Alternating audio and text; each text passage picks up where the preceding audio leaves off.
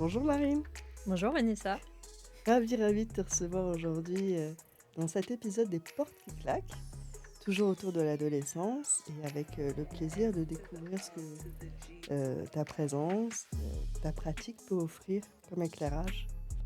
Merci beaucoup de me recevoir dans ce podcast. On parlait de rire et de sourire juste avant. C'est vraiment un plaisir partagé et de se retrouver dans ton podcast pour les adolescents. C'est vraiment inspirant ce que tu fais, donc merci. Avec joie. Est-ce que tu voudrais te présenter Marine? Ah, je te laisse l'honneur. Ah, je peux te faire rapidement. Lorsque j'ai pensé à t'inviter, j'étais très heureuse à l'idée de parler avec toi de la pratique de chiropractique que tu as, de coaching aussi.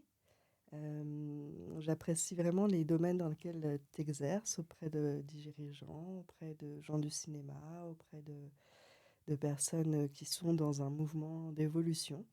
Je trouve que la manière dont tu accompagnes est plutôt holistique, c'est-à-dire avec plusieurs approches en même temps. Et c'est toujours intéressant de voir comment tu as grandi, qui Mm. tu es, et qu'est-ce qui fait qu'aujourd'hui, travailler avec toi, ce serait intéressant dans le lien parent-enfant, et notamment dans le lien entre les adolescents et les parents. Top, trop bien. Ouais, Voilà un peu merci. l'idée. Bah oui, oui. Ouais, c'est vrai que moi, je me définirais effectivement comme une artiste au service de la plus intelligente des machines qui soit sur Terre. C'est pas ChatGPT, c'est vraiment le corps humain. Mhm, Et moi, ça me passionne depuis enfant, justement. Et le fait de découvrir, apprendre et pouvoir aider les personnes vraiment à aligner leur mental à leur corps, en route vers leurs objectifs, en route vers ceux qui sont vraiment, leur ouvrir le cœur à ça, à mhm. cet être unique qui sont. C'est vraiment ça ma passion et là où je consacre mes journées et ma vie. Je sais que tu exerces à Lyon, mais tu te déplaces aussi. Euh, le point que j'aime beaucoup aussi, c'est que tu transmets de différentes manières, à la fois en immersion, en séminaire, auprès de tes patients en cabinet, mais aussi à l'écrit. Donc, tu es auteur, Tout à je fait. crois, de 3 livres. Yes, 3 livres et le quatrième va bientôt sortir. Ah, bah Le bravo. quatrième est en correction, il n'y a plus qu'à trouver l'éditeur. Mhm, Et effectivement, bah, le premier livre, c'est La santé de demain, pour le jeu de mots des deux mains, puisque mon métier est manuel. Et demain, parce que c'est la santé un petit peu du futur, avec cette approche naturelle. Pour moi, mhm, c'est penser votre santé naturellement et différemment. mhm, Avec aussi, bah, c'est ce qui m'a fait découvrir la chiro, comment j'en suis arrivée là, avec des cas de patients. Et aussi bah, toute une approche de changer 7 fondamentaux de sa vie, justement, qui peuvent vraiment changer notre quotidien. Et ce pas les gros changements qui sont importants, mais juste des petites choses au quotidien et qui peuvent vraiment faire la différence. mhm. Ça, c'est le premier. Le deuxième, c'est la méthode ACE. Donc, c'est une méthode donc ACE pour accompli, connecté, épanoui dans son corps et dans son cœur et dans son mental. Mhm. Et donc ça, c'est pour déclencher le service gagnant dans sa santé. C'est une méthode que j'ai créée pour vraiment être en amour de soi, en amour de son corps, avec pas mal de nutrition aussi, qui est une de mes passions. Mhm. Et le troisième, c'est Be Your Hero, donc révéler le super-héros qui est en vous. Ah, Où là, j'ai eu la chance d'interviewer 20 champions dans leur discipline, champions du monde, entrepreneurs ou sportifs, pour vraiment, et comédiennes aussi, mhm. justement pour voir qu'est-ce qui les a construits. Ils nous partagent leur histoire et pour encourager les autres à révéler le super-héros qui est en nous, puisqu'on a tous un super-héros, on est tous uniques et ça, on peut le révéler pour inspirer les autres à faire de même. Mhm. Donc avec pas mal je m'inspire des super-héros justement en racontant leur histoire pour donner des tips, des clés en coaching justement pour être au plus près de soi. Mhm. Il y a dans la volonté que j'ai de partager effectivement des clés aussi aux auditeurs, comment toi tu définirais l'adolescence? Ça, c'est une bonne question. Parce qu'en fait, l'adolescence, souvent, on le définit comme une crise, Mhm, alors que pour moi, ça serait plus une reprogrammation. Une reprogrammation du système nerveux, une mhm, reprogrammation de ses émotions et une reprogrammation aussi identitaire. Mmh. Et en fait, en tant que chiro et coach, il y a cette métamorphose en fait du système nerveux et des voies hormonales hein, qui sont vraiment physiologiques, ce qui va créer des gros changements émotionnels. En fait, l'adolescent, il est hypersensible à son environnement, il est hypersensible à ses émotions. Et souvent, les émotions, elles vont parler avant lui Mmh. et il va pas forcément savoir comment les appréhender, justement, et savoir ce que c'est. Mmh. Donc, il y a vraiment ça. Il y a cette quête d'identité avec la grande question de qui suis-je? Donc, ça. Et après, c'est vraiment aussi la découverte et la quête d'autonomie Mmh. qui est parfois un peu maladroite, mais qui est nécessaire justement pour leur évolution. Et du coup, en fait, on a ce corps qui est en plein changement, alors que le cerveau rationnel, il est pas encore mature. Et du coup, là, il peut avoir certaines crises ou contradictions ou ce côté un petit peu rebelle qui se met en place. Et enfin, moi, je dirais qu'aussi l'adolescence, c'est le système de valeurs profond de l'ado qui se met Mmh. en place, qui est parfois différent de celui des parents. Et en fait, l'adolescent, il a besoin de se sentir reconnu comme tel. Mmh. Et si on ne le reconnaît pas comme tel, il va, d'une manière ou d'une autre, il va essayer de le faire, soit par des excès, soit par du repli, Mmh. ou soit par certaines crises qu'on peut voir. Donc pour moi, oui, c'est plus une reprogrammation, une initiation vers qui je suis, Mmh. plutôt une crise. En soi, oui. Ouais, c'est super riche ce que tu proposes. En fait, effectivement, dans un processus de développement, l'adolescence, c'est pas uniquement, du côté de la rupture. Parfois, c'est du côté de l'ajustement, justement, de l'entraînement, de la manière dont on peut, petit à petit, s'affirmer, parce qu'il y a une démarche d'individuation et ce que tu décris est très juste, à savoir que c'est l'un des moments où l'enfant commence à reconnaître ce qui est, son identité propre, se démarquer l'identité familiale et parentale et on voit bien à cet âge-là d'ailleurs que le groupe des pairs, les camarades, les copains d'école, ça devient essentiel parce que justement le rapport à la famille, prend une autre dimension. Hmm. J'ai envie de te demander du coup, est-ce que toi tu as juste des adolescents? Est-ce que la pratique de chiro, correspond aux ados? Oui, totalement. Mmh. Totalement, en fait, pour moi, la chiro, ça s'adresse à la vie. Et dans mon cabinet, c'est vraiment un cabinet familial. J'ai même une salle, c'est la Chiro Family, où il y a 3 tables d'ajustement, où j'aime bien ajuster en famille. Mmh. Et en fait, pour moi, la chiro, les premiers patients que j'ajuste, ils ont 3 jours. Et les derniers, je crois que mon plus vieux patient a 97 ans. Donc, Ouais. c'est assez vaste. Et en fait, bébé et enfant, c'est très juste d'ajuster parce qu'il y a toute la construction du cerveau qui se fait à ce moment-là, entre 0 et 2 ans. Puis après, tout l'apprentissage qui se met en route. Et l'adolescence, il y a vraiment cette instabilité qui Mmh mh. peut être difficile à gérer, que ce soit pour les parents et pour les enfants. Mmh. Et du coup, les accompagner au mieux là-dessus, en étant aussi un médiateur pour essayer de comprendre les comportements de l'adolescent. Mmh. Donc, il y a des séances qui peuvent se faire rien que sur l'adolescent, mais aussi après des connexions, frères et sœurs, des connexions avec les parents. Parce qu'en fait, Excellent. ça, moi, Ouais. j'adore. J'ai voulu vraiment faire ça Ouais, parce que la famille, c'est ceux qui nous font le plus travailler par effet miroir. bien sûr. Et c'est ceux qu'on aime le plus aussi ou qu'on peut détester quand on est ado. De plus? Voilà. Mais en fait, quand on rétablit, moi j'appelle ça rétablir le Bluetooth Mmh. et les connexions, parce qu'on a des charges émotionnelles qui se mettent en place.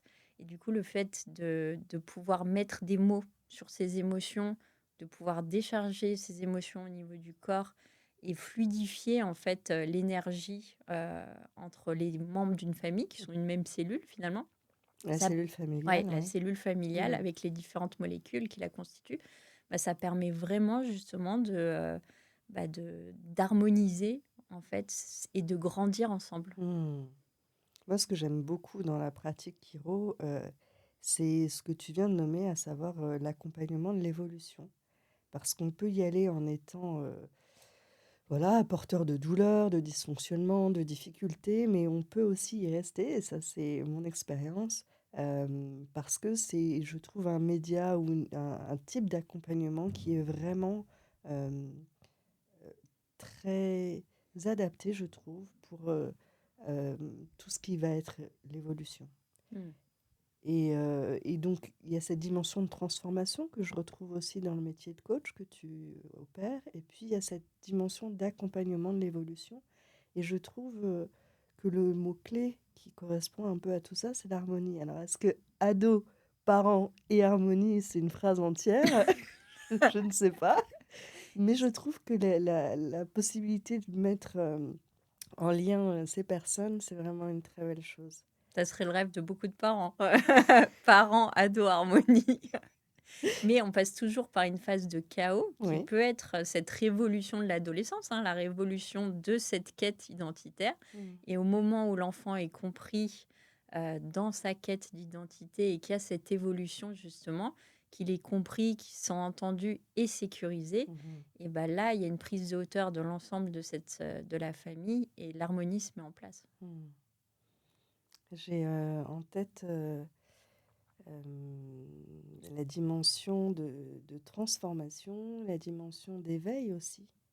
Euh, Comment faire correspondre des systèmes de valeurs différents, comment les accorder, c'est une possibilité qui se passe par les mots, bien sûr, mais quand on partage le même territoire, la même maison, ben, tout ça, ça va être infraverbal.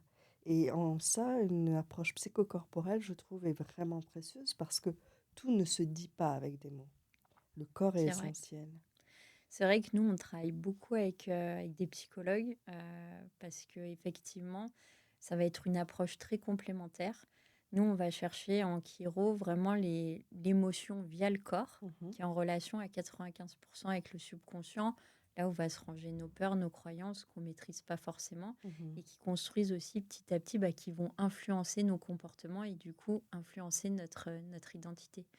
Et c'est vrai qu'à l'adolescence, les ados, ils n'aiment pas forcément parler aussi. mhm, Donc là, c'est vraiment un point fort en chiro parce qu'on n'a pas besoin de parler. mhm, Et on va aller chercher via le corps ce qui se passe. L'ado nous raconte ou pas s'il a envie. Mais du coup, on va pouvoir décongestionner cette émotion, travailler sur le subconscient justement pour arriver à un apaisement de l'adolescent et créer un mieux-être. mhm. J'aime beaucoup aussi l'image comme d'un élastique.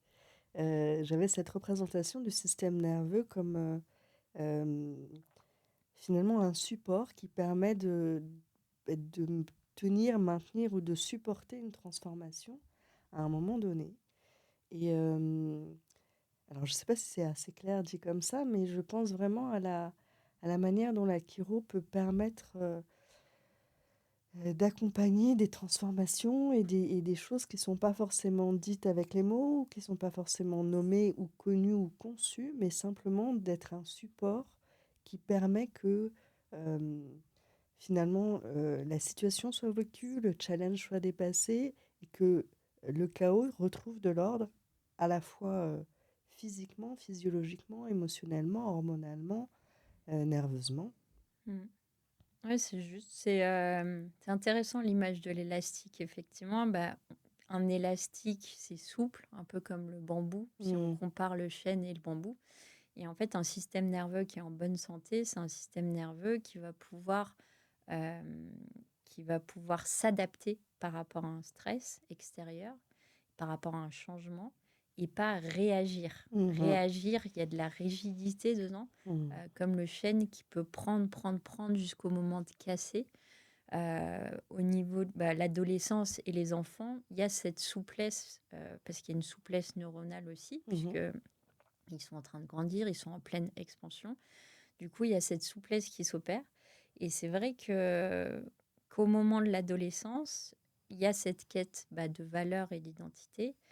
Et c'est important pour les parents de voir aussi le corps et pas seulement les comportements de l'adolescent. Mm. Parce qu'un adolescent qui va se mettre en repli, un adolescent qui explose ou qui somatise, il y en a beaucoup, ça peut être par des problèmes de sommeil, problèmes de peau. Mmh. Et ben ça, en fait, c'est pas un adolescent difficile, mais c'est plutôt un système nerveux qui est en surcharge, Mmh. qui a absorbé trop de stress et qui sait pas, avec tous ces changements, comment les gérer. Et du coup, à un moment donné, ça explose. Mmh. Donc ça, c'est vraiment important à identifier. Et effectivement, nous, en chiro, on peut aider à mieux gérer le stress, on peut aider sur les problèmes de sommeil, à mieux gérer aussi l'irritabilité. Mmh. Et ça, c'est Ça, c'est important une parce belle clé. que il y en a beaucoup. De toute façon, un ado en colère, Oui. ça témoigne de je ne sais pas gérer. Il y Je a, ne sais pas dire. voilà, je sais pas dire, des peurs aussi. Mmh. Et en fait, c'est aussi apprendre à comprendre l'adolescent et à être présent avec lui parce qu'en fait, en adolescent, souvent, il y a un sentiment d'insécurité. Mmh.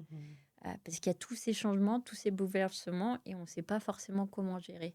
Donc, c'est aller retrouver aussi cette sécurité interne. Mmh. Parce que comme tout être humain, ou même on le voit aussi chez les animaux, hein, quand on se sent en insécurité, et du coup, on va réagir par le combat. Mmh. Et souvent, les adolescents, c'est le combat avec la colère, avec je me rebelle, je réponds, je ne suis pas d'accord avec toi. Mmh. Et, ou sinon, c'est je fuis. Donc, je me renferme, je veux pas te parler. Je reste dans ma chambre, Voilà, dans le noir. c'est ça. Oui, oui. Intéressant. Effectivement, ça vient aussi, éclairer, le lien entre le système nerveux et le comportement et ce qui est vécu par l'adolescent. Mais quel genre d'ado t'étais toi, Marine? Ah là là, si tu savais. Je ne sais pas. Alors, qui se cache derrière ces airs? Alors, moi, j'étais une ado, et j'ai eu différentes phases sur Mmh. l'ado. Je pense que j'ai vécu mon adolescence avec pas mal d'intensité Mmh. et une grande sensibilité que j'ai toujours et qui me sert beaucoup dans mon métier maintenant. J'ai mis Mmh. cette sensibilité au service des autres et ça m'aide à mieux comprendre aussi les autres. Et avec une quête quand même de liberté. Mmh. En fait, il y avait une partie de moi qui voulait être la fille parfaite en essayant de rentrer dans des cases. Mmh. Donc, très bonne élève à l'école. En plus, moi, je savais exactement ce que je voulais faire. Donc, il fallait répondre à se dire, tiens, il faut être la meilleure dans telle catégorie, justement pour s'entraîner par rapport à la médecine, au milieu médical. Mmh. Et après, il y avait un autre côté où je me sentais différente, incomprise, Mmh. et par mes émotions et aussi avec ce côté différent. Et du coup, c'était assez compliqué à gérer ça. De se dire, tiens, il faut que je rentre dans certaines cases, mais c'est pas vraiment moi. Donc, il y avait ce côté-là qui était assez difficile aussi. Mmh. Globalement, je l'ai très bien vécu, mais comme toute personne, avec des bons challenges Avec aussi, des challenges, oui. qui permettent notre construction après, Mmh. finalement. Même si sur le coup, on se dit, ah, quand même. C'était un peu dur, rude. Je suis en train de me demander comment je vais réussir à parler des dauphins d'un coup, mais je ne sais pas comment. Mais d'un seul coup, je vois cette couleur bleue et je me dis, te présenter sans présenter cette dimension-là, c'est dommage. D'autant qu'il y a dans le rapport aux animaux, dans le rapport à l'eau, et donc aux émotions, justement, quelque chose d'important. Est-ce que tu as envie d'en parler?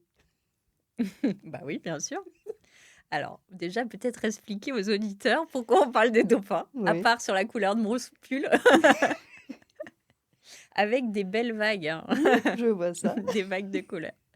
En fait, oui, les dauphins, ça, pour moi, déjà, c'est un rêve d'enfant que j'ai Mmh. réalisé parce que, enfant, dans ma chambre, j'avais un tableau avec un dauphin qui sautait. Ah oui. Et j'ai eu ça, mais pendant des années, des années, des années. Et du coup, on a créé un séminaire qui s'appelle le séminaire Shift, Mmh. euh, où on accompagne avec Philippe des personnes en Égypte Mmh. nager avec les dauphins. Pourquoi on a choisi ça, au-delà de mon rêve d'enfant, qui peut être le rêve de plein de personnes? Mais en fait, le dauphin, c'est vraiment l'animal de la communication qui Mmh. va vraiment se rapprocher de l'humain. Et on va aller. Le dauphin, c'est aussi, ça me rapproche de mon métier, puisque le Mmh. dauphin. En 2 Donc, on va mots? se Oui. connecter à notre dauphin en 2 mots. Mmh. Et en fait, le dauphin, ça fait appel aussi ça nous reconnecte à notre enfant intérieur. Mmh. notre enfant intérieur qu'on peut perdre adulte et qui est si important. Mmh. Et du coup, de reconnecter à ces sentiments de joie, d'enthousiasme, de jeu, se laisser porter comme le dauphin, parce que le dauphin, il est aussi très souple. Mmh. Il s'adapte au niveau des vagues, il s'adapte à son environnement, il vit en communauté. Une communauté, ouais. Donc ça, c'est vraiment des points super importants où on va faire un parallèle justement avec l'accompagnement sur les tables, avec l'accompagnement au sein du groupe, pour pouvoir en fait reconnecter la personne à son authenticité. Mmh. Parce qu'on passe par cette joie, cet amour, cette gratitude pour aller chercher vraiment qui elle est et aller trouver ce qui l'inspire. Et ça, c'est vraiment important d'aller chercher vraiment ces émotions qui sont centrées Mmh. pour vraiment ouvrir son cœur à ce that something, ce petit quelque chose qui fait qu'elle est unique. Mmh. Et on repart bientôt du coup. Ah, excellent. Bon, ça a priori, de très belles émotions à vivre encore. Je suis en train de penser à, tu parlais de ta chambre, d'enfant. Toi, tu étais plutôt une ado avec une chambre fermée, on pouvait rentrer, on pouvait qu'est-ce que tu avais au mur? Ma chambre, elle était, on pouvait rentrer, effectivement. J'avais au mur, donc vraiment enfant, donc j'avais ce tableau de dauphin.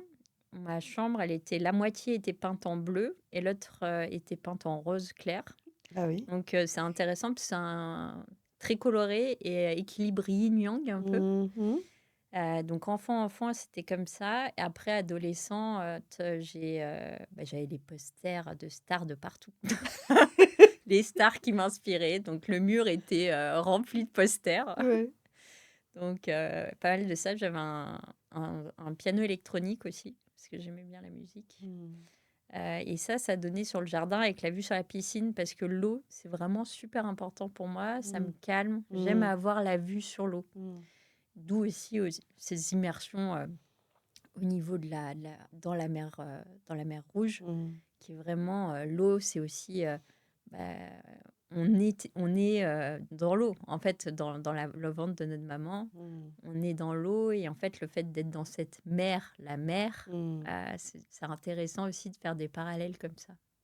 Je suis en train de penser aux parents justement qui nous écoutent. Quels sont les, au sein de ta pratique ou peut-être de ton expérience aussi, cabinet, hors cabinet d'ailleurs, qu'est-ce qui te semble important de transmettre aux parents justement d'adolescents? Des tips pour les parents. Ouais. Déjà, ce qu'on a dit sur écouter le corps, comme tout à l'heure, donc écouter le corps et pas que le comportement de l'enfant, donc vraiment avoir cette phase d'observation sur tout ce qui peut être une surcharge du système nerveux, et pas Mhm. un ado difficile, donc en rapport avec s'il est en repli ou pas, s'il y a eu des problèmes de peau, des problèmes de sommeil, de l'irritabilité. Donc ça, je pense que c'est vraiment important. Mm.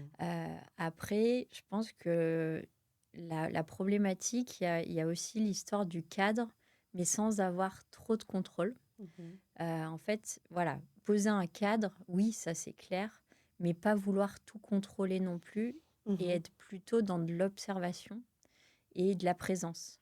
Parce qu'en fait, un adolescent, comme il peut se sentir en insécurité, Mhm. peut-être juste observer et se dire, tiens, de quoi il a besoin. Donc, pas mal communiquer aussi. Ça, je Mhm. pense que c'est vraiment important, communiquer sur ce qui se passe à l'école, au collège, lycée, être là pour lui et lui montrer qu'il y a aussi une part de liberté et d'autonomie, tout en maintenant un cadre, pour Mhm. avoir vraiment un équilibre, un juste milieu. Mhm. Donc ça, je pense que c'est important.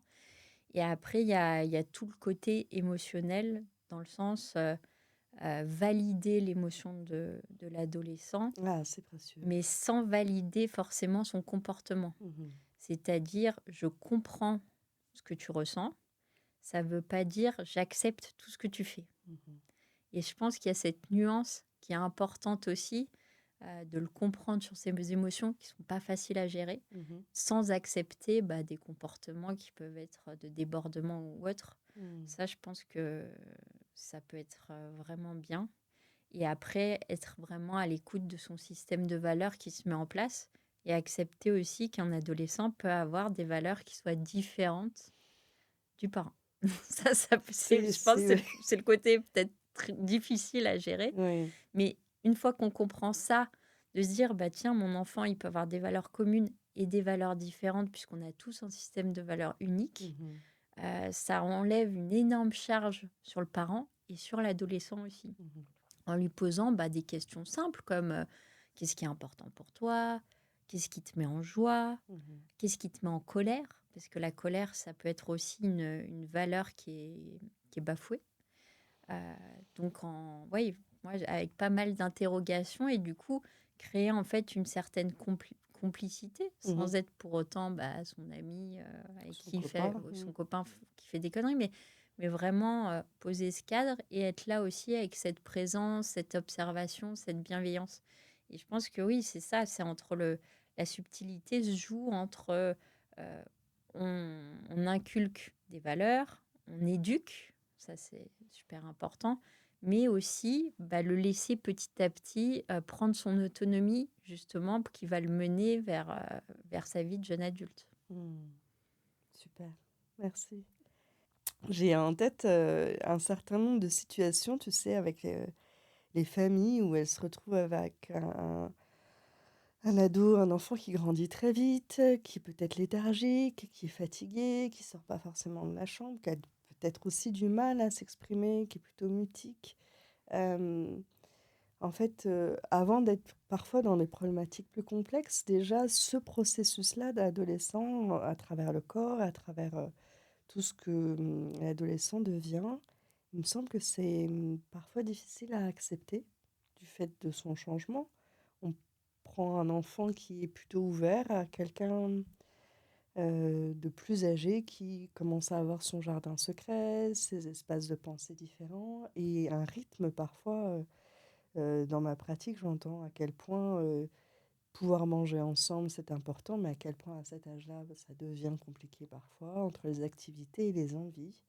Les régimes alimentaires qui changent, des enfants qui veulent, manger différemment ou qui ne supportent plus telle ou telle chose. Et j'avais envie de parler de ça parce que, je trouve intéressant de faire, le distinguo entre ce qui peut être, normal et nouveau et c'est vrai différent, mais qui reste de l'ordre du sain, du développement, classique et puis peut-être, à quel moment on est plus attentif à quelque chose de plus grave ou de plus pathologique ou de plus compliqué. Comment est-ce que tu pourrais, toi, parler de cette différence entre une adolescence normale et peut-être quelque chose de plus compliqué? Euh, Après, je pense que c'est vraiment par rapport aux extrêmes, en Mmh. fait, de ne pas tomber dans l'extrême. En fait, c'est vraiment trouver cet équilibre et c'est dans l'équilibre qu'on va trouver une harmonie, même quand c'est un petit peu chaotique, comme tu l'as décrit. Mmh. Euh, Effectivement, ce repli sur soi à l'adolescence, il y a le côté aussi hormonal. Ça peut être le côté aussi, je me sens pas compris, pas écouté. Mmh. Donc la communication peut aider aussi là-dedans, même si Mmh. c'est pas forcément facile, ça c'est clair vis-à-vis des parents, mais peut-être aller le consulter des professionnels de santé Oui. comme toi en tant que psychologue ou de la chiro ou d'autres professionnels. Ça peut être intéressant.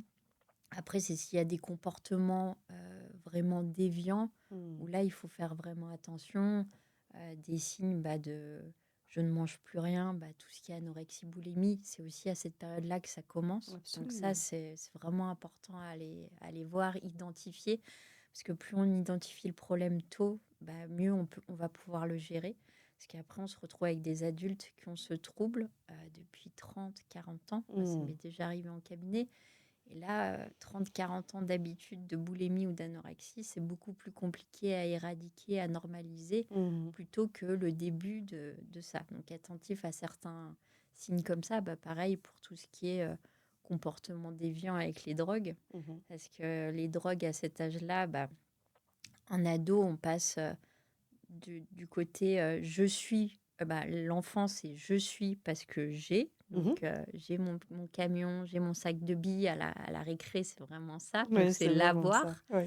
Et à l'adolescence, c'est je suis parce que je fais. Mmh. Donc l'adolescence, c'est aussi je fais des expériences, Heu, il y a les premiers amoureux, je fais des expériences avec l'alcool, avec la cigarette, je fais des expériences avec le sport. Quel Mmh. sport je fais, Mmh. au niveau construction, avec quel groupe je suis, est-ce que je fais rire ou pas? Voilà.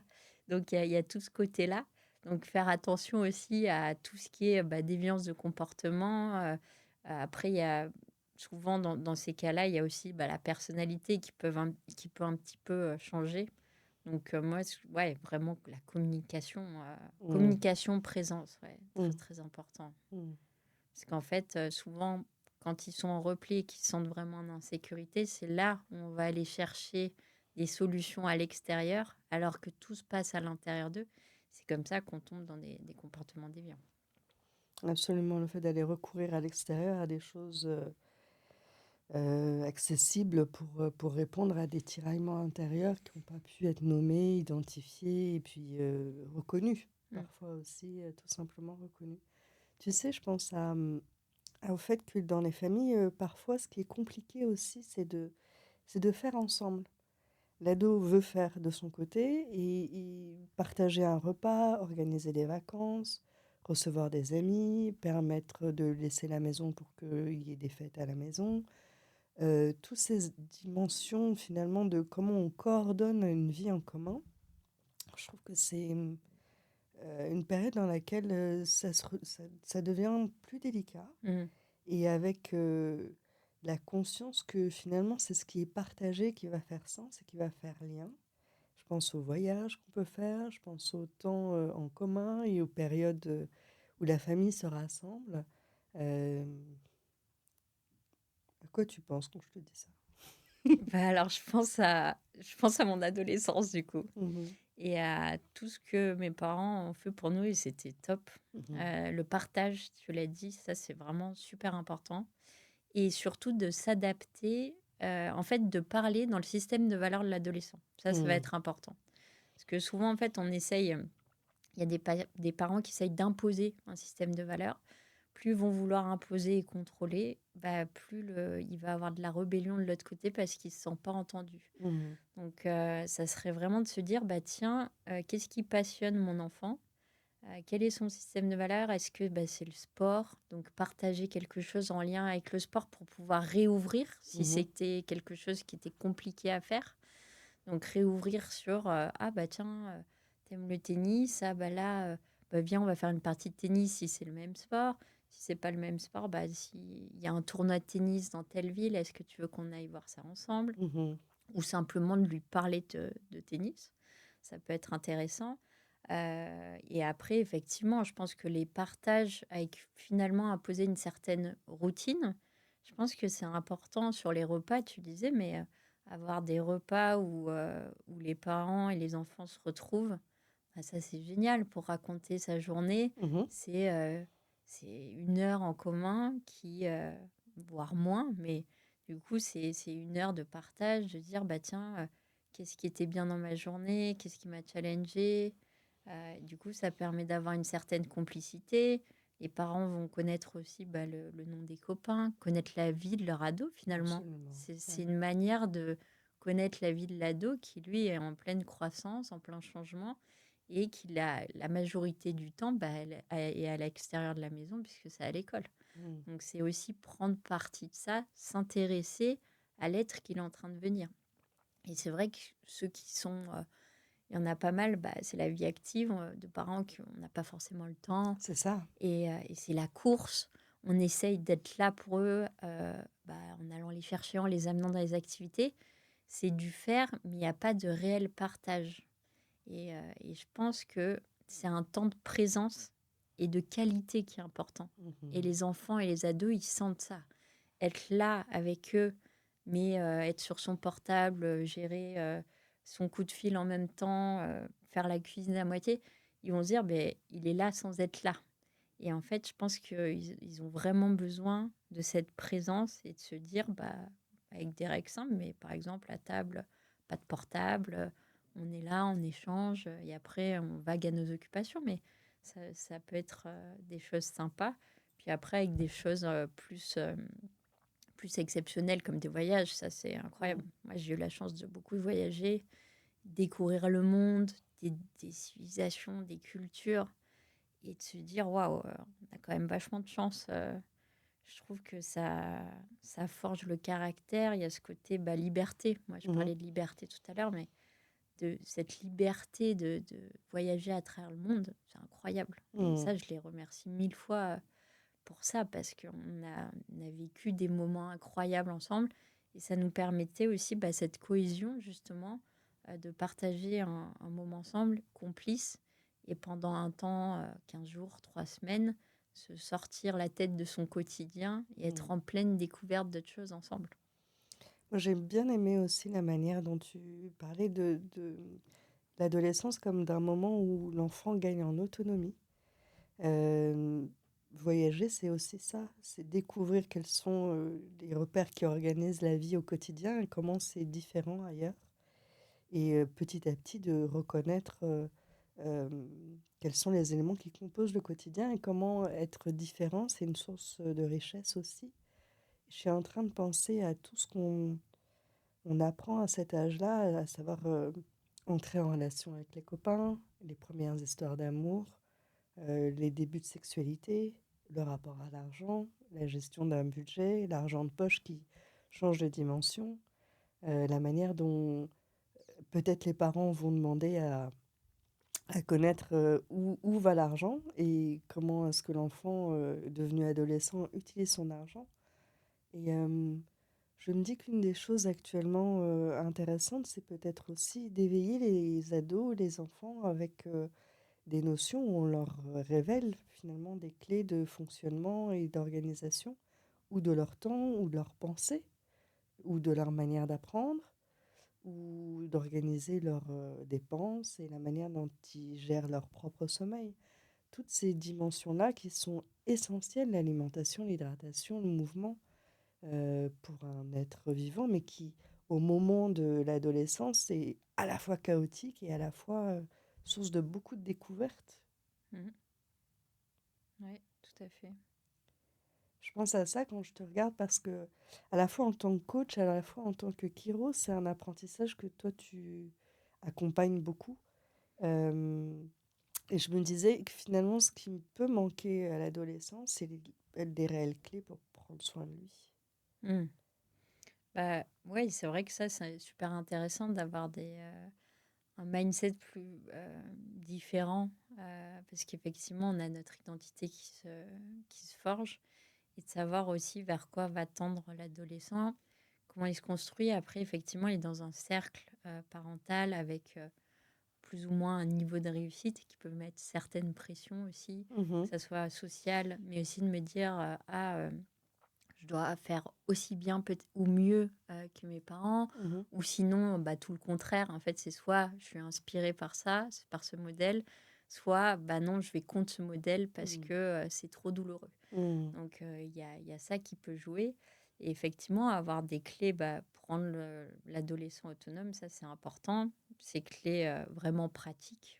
Tu parlais de trésorerie, tout ça. C'est vrai qu'effectivement, ça s'apprend, des petits, ça, mhm. entre flamber Ou mettre de ou côté. mettre de côté. Alors, il y a des types de personnalités, mais c'est vrai qu'il y en a une qui sert un peu plus dans la vie que l'autre.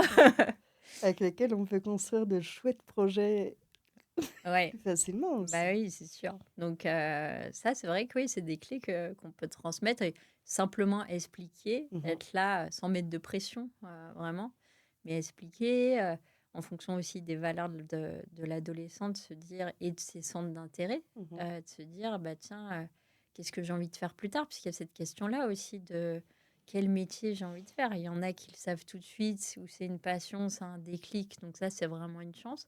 Il y en a d'autres, on les voit en seconde, première, ils savent toujours pas ce qu'ils veulent faire.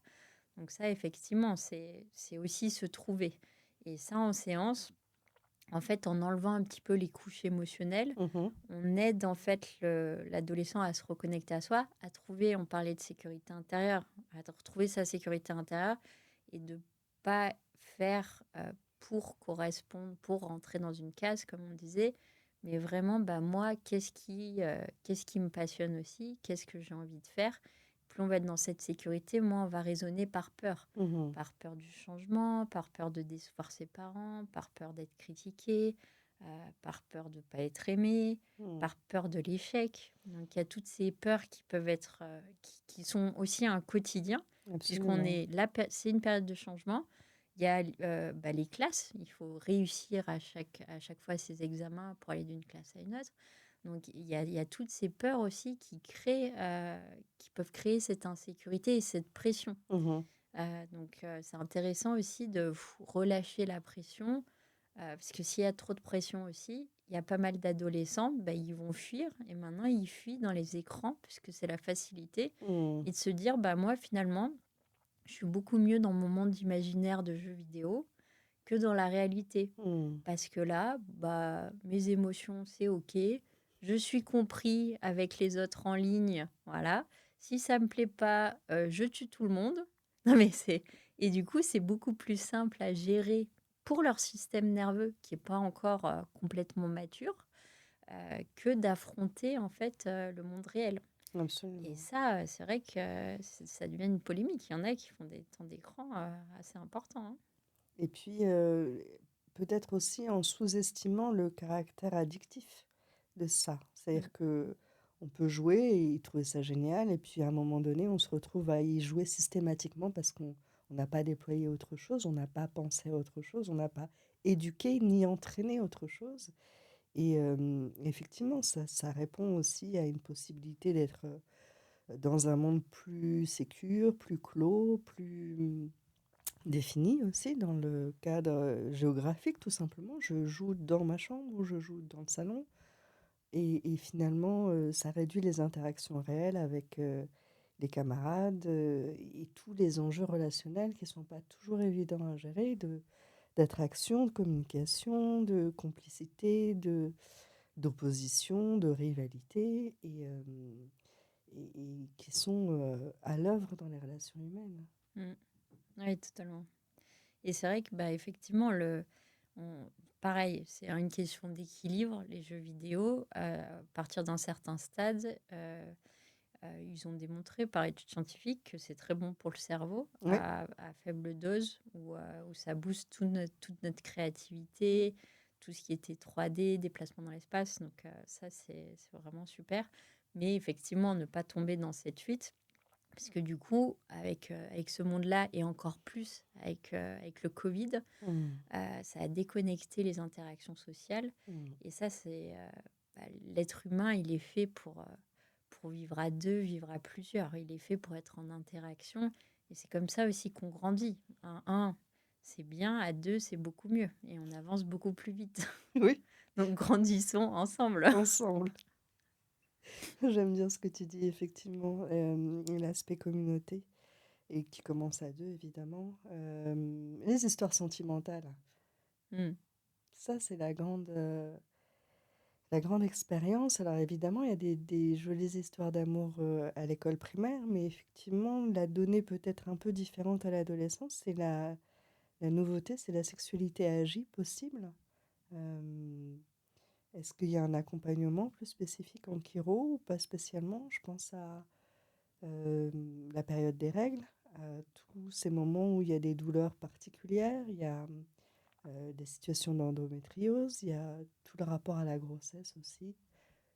Ça fait plusieurs sujets, tout ça. Ah oui, beaucoup de sujets.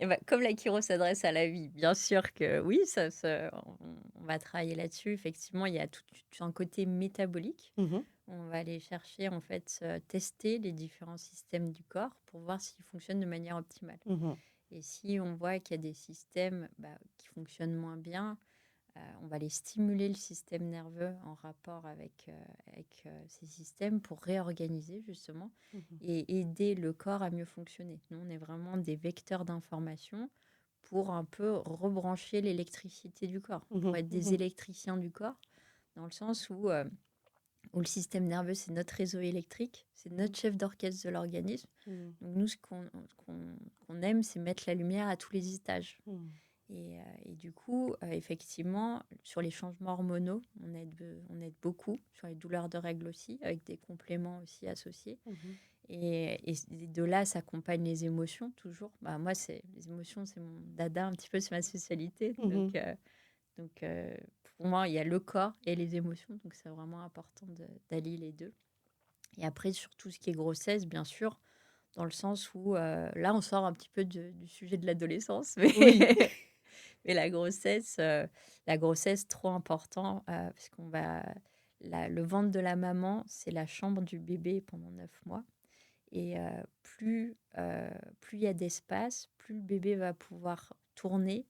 Plus il tourne, plus ça développe le système nerveux. Mmh. Donc, on va non seulement stimuler le système nerveux de l'enfant pour optimiser son développement et en même temps aider la maman face à ces changements qui sont physiologiques. Le corps se transforme, les hormones aussi. Donc, pour gérer au mieux en fait ces 9 mois et pour l'accompagner justement vers l'accouchement. Et même pour l'accouchement, hein, les bébés qui sont... on a des manières, si le bébé se présente en siège, on a des techniques justement pour essayer de donner une information pour que le bébé se retourne de lui-même. Mmh. Donc ça nous arrive fréquemment justement d'avoir des mamans dans ce cas-là. Mmh. Puis après, gérer le post-accouchement pour la maman et pour le bébé. Mmh. Et au fond, cette première interaction, mère-bébé, elle va aussi se retrouver au niveau de l'adolescence et aussi se retrouver au niveau de toutes les interactions enfant, bébé, enfant, ado, jeune adulte. La question du lien, c'est une question importante, je trouve, dans le travail de chiropractie. Ah oui, ouais, tout à fait. Le lien, de toute façon, le lien, il commence dans le ventre. Mhm. Le bébé va ressentir tout ce que la maman ressent.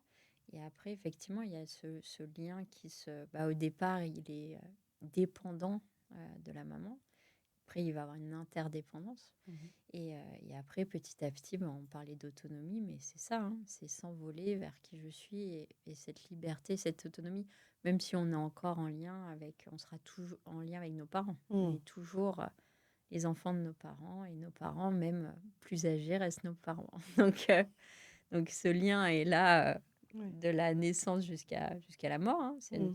c'est la vie. Mais c'est vrai que c'est intéressant d'aller chercher ce lien-là. On arrive gentiment à la fin de cet épisode. J'avais envie de te poser une dernière question autour de... Et toi, qu'est-ce que tu aurais envie de transmettre ou de partager à nos éditeurs?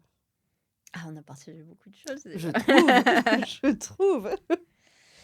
Alors, moi, j'ai envie de dire que c'est super intéressant d'être là et d'enregistrer un podcast avec toi parce que adolescente, un de mes challenges, c'était sur la voix. Hmm. Et, et en fait, je suis passée de super groupe d'amis, un peu la reine du groupe, à on te, on te rejette de ce groupe-là, avec une histoire parce qu'on avait demandé avec authenticité de parler de certaines personnes. Et du coup, et j'ai été critiquée sur mon authenticité et sur ma voix Hmm. en me disant que de toute façon, ça sert à rien que je parle, que c'était pas intéressant ce que j'avais raconté. Donc ça a été vraiment une souffrance. Ça, Ouais. c'était une de mes souffrances ado et avec beaucoup de timidité. Hmm. Et du coup, j'ai mis longtemps à assumer ma voix. Je mets pas ma voix sur mon répondeur de téléphone ou Oui. quand on m'enregistre. Et du coup, j'ai pris des cours de chant. Alors, je vous chanterai pas Céline Dion. Ça, c'est que réservé à ma douche. Mais Céline. sors de ce corps.